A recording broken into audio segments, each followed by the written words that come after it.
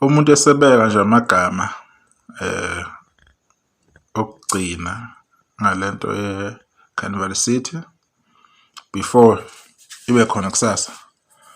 Sedluliswa nje ukubonga konke umsebenzi owenziwe kusuka kuqala ukumenyezelwa kwi-live kaKhuzani ngoJanuwari lapha ku-Facebook.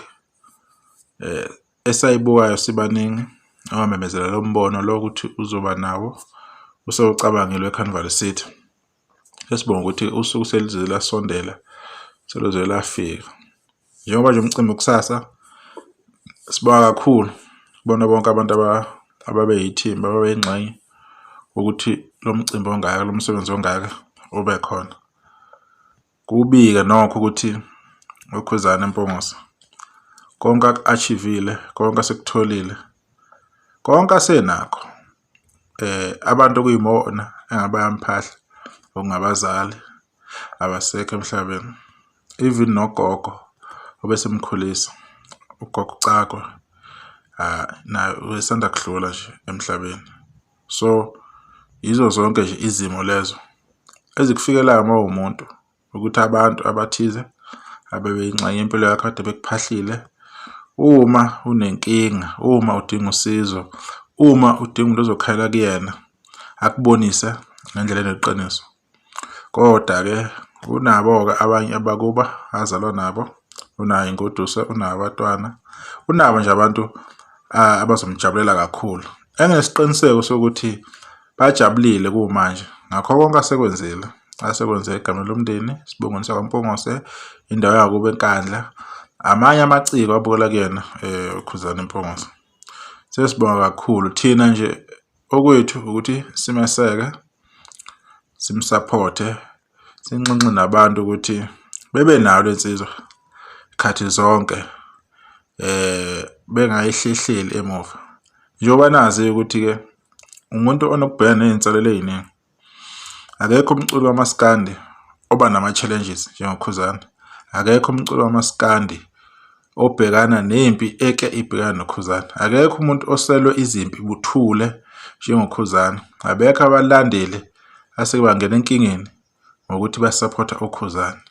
Kodwa abangahlehla, abangaya emuva, bahlala na bathukwa ngayo yonke indlela, bagxibha NIU, iy'ntokazi lapha ko-TikTok, nobani ongathi usondela noKhuzani bathuke kabuhlungu iy'mpilo zabo zonke baze babizwa ngey'ngcelamthondo.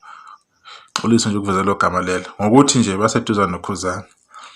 As soon as abantu besuka kuKhuzani bese bebayabancoma-ke. So yizo zonke iy'nselelo lezo ey'bhekene noKhuzani, ukuphika umlando awenzile egameni lika kwakhe Khumalo Mgqumeni ngokuthi khona umsebenzi awenza emsebenzini kaMgqumeni. Okunye futhi impumelelo yakhe uKhuzani imbangele amazondo amakhulu. Ukuya kwakhe phambili kumbangele inkinga ekutheni aphile kahle. Ukuphila kahle nabahleli bemcimbi kumbizela ey'khulu iy'nhlamba lezo. Ukungabonakali uma kunento ethize ebhedayo eba ingxenye yayo, nakho lokho kumbizelile ukukhuluma. Kodwa akashintshanga uKhuzani. Ubile lo muntu abe uyena all along. Abesimazi eyikho ewumfana nje onomoya ophansi, onomoya okhululekile, umuntu ohlala ehlekela, ufisa ukubona nabanye abantu bezuza. Emcimbini ade ehambela uKhuzani ubekwazi ukuthi anikeze abanye ithuba ukuthi abaqashwe nabo, kangangokuthi ubezekhiphe even nasephaketheni lakhe. So konke lokho uKhuzani akwenzile akwenza egameni lawo umaskandi. Siyakubonga kakhulu lokho futhi siyakubonga. Asilindeleke omunye umuntu aku-understande lokho, akuzwisise lokho, akuvume futhi lokho. Silindele abantu abamthandayo uKhuzani, abantu abamsekayo, abantu abawujabulela umsebenzi wakhe, abalibonayo ithalente lakhe, abayibonayo indima ayidlalayo emculweni kamaskandi. Njengoba nje besekwazi ukuthi athathe abanye abaculi abafukamela phansi kwamaphiko, abanike ithuba lokuthi benze ama-album awubheka umsebenzi wabo awuhlole ukuthi uhamba kanjani, bephushe ngendlela abaphusha ngayo, bebacushise lapha okumele bacishise khona ukuze bekwazi ukuthi uma bephumula le ngaphandle bekwazi ukuyimela beyilwele bengabi nenkinga. Konke lokho kwenzeka ngendlela ekahle kuze kufika la. Iminyaka eyi15 kumaskandi akuyona into elula. Baningi abaculi asebaphupha, baningi abaculi asebafika bedlula babe nama-hit abangaziwa kodwa basaphila basaperforma ey'ndaweni zasemakhaya kumasipala. Kodwa abantu abanjengoKhuzani basayibambe ishisa. Lokho okuyinto enhle kakhulu nento esiyibonga. Abantu kabaye emcimbini beyoxhasa uKhuzani eyoqopha umlando, eyobhala umlando emabhukwini amakhulu ukuthi wenza into enhle kangaka.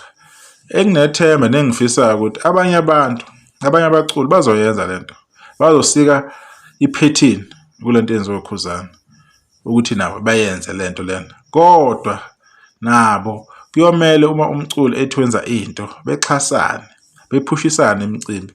Kungathi mase kuyibona bese befisa ngathi izinto zingashintsha. Indlela abantu abayiyo abovuma noma sekuyibona into eyenziwayo. Umuntu angenzi into ngoba nakhe ingakafiki kuye mase kuyithuba lakhe umuntu ebese efuna engathi yena ke usengaxhaswa kangcono-ke ngoba yena sekuye ozoba nomcimbi. Namanje kumele kuxhaswane. Lonke ubumbano uKhuzani alizamile kumaskandi kunzima. Kunomuntu odonsa le abhekisele ayixhaphaza yonke into ayenzayo uKhuzani.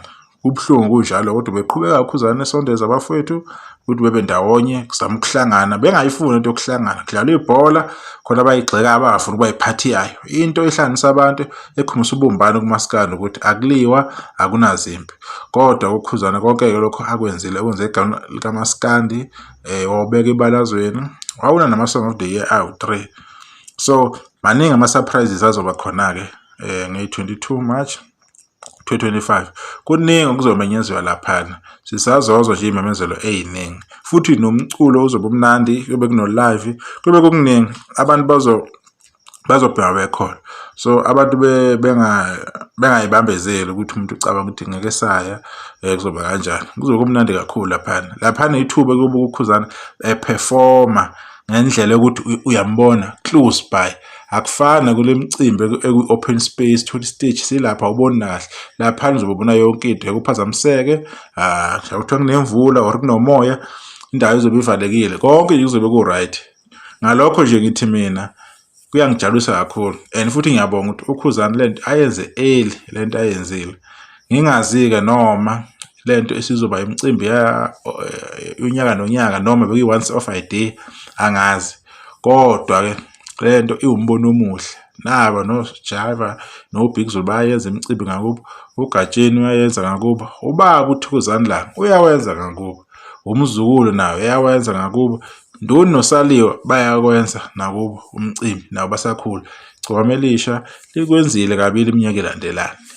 Nge-4 nje January kuba nje lapho khonto enzala eMdletsheni okuba into enhle ke. So abanye abaculi nabanye abasondele benze izinto bezenzele emagameni ukuthi bakhona uMaskandi noma bengenza ngasey'ndawo zangakubo ku-right. NoCevuzile khona akakuzama kuleya minyaka kodwa-ke amandla ayashayana ngoba izinto zidinga imali, ama-logistics. So kuhle ukuthi abanye abaculi kube khona izinto abazenzayo. Kulo nyaka futhi izophinda ibuye ne-Spring Picnic All White ngoNovember. Izophinda ibuye izoba ney'nhlelo zokuvota ukuthi kunominate kanjani abantu bangena kanjani. Kusazoba mnandi, kusazoba kuningi uKhuzani asazokwenza. Ne-album nayo izophinde futhi ize again elandelayo. So lo nyaka lo kuzoba obunye unyaka ohlukile kunayo yonke iminyaka eseyaba khona. So sibonga kakhulu ukuthi nje usuku seluzolafika, seluzolasondela, selusemome. Wonke amalungiselelo ngiyazi ahambe kahle. Nabantu abasuka emakudeni, abantu basuka eCape Town kuphi bazobe bekhona bezosupporta iDlamlenze kwingqophamlando yomculo ongaka. Mina nje ngiyabonga kakhulu. Ngiyabafisela abazobe bekhona emcimbini ukuthi beyiphathe kahle.